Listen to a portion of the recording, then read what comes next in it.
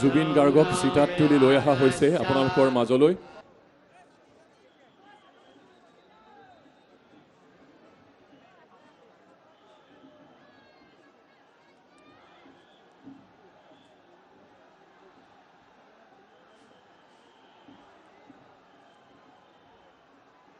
আমাৰ অতি আদৰৰ জুবিন দাক চিতাত উঠাই দিয়াৰ সময়তে দবা শংখ ঘণ্টাত ধ্বনি বাজি উঠিব।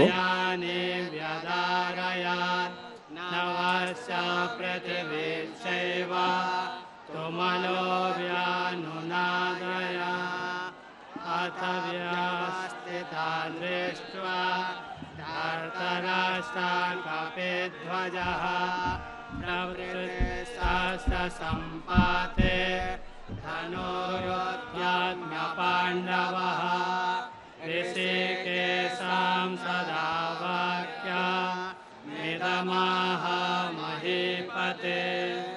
अर्जुन उवाच सेनयोरुभयोर्मध्ये रथं स्थापयाम्यच्युत यावदेतानिरीक्षेऽहं युद्धकामानवस्थितान् कर्मया सह योद्धव्यमस्मिन् रणमसमुद्यते योत्समानानवेक्षेऽहं यः समागतः धर्तराष्ट्रस्य युद्धे प्रियचिकीर्ष्यवा। सञ्जय उवाच एवमुक्तो ऋषिकेशो न भारत सेनयोरुभयोर्मध्ये स्थानयित्वा रथोत्तमा भीष्मद्रोणप्रमुखस्तः सर्वेषां च मनीक्षिताम्। उवाच पार्थ पश्येतान् समवेतान् कुरुनिधे तत्र पश्यस्थितान् पार्थ पितॄन्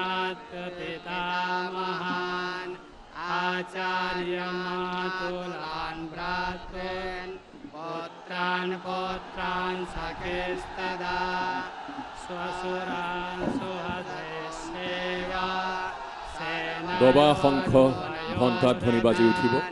कृपया परयाविष्टो विषदान्निदमप्रीताम्। अर्जुन उवाच दृष्टमेवं स्वजनं कृष्ण योद्धुं समुपस्थितां सीदन्ते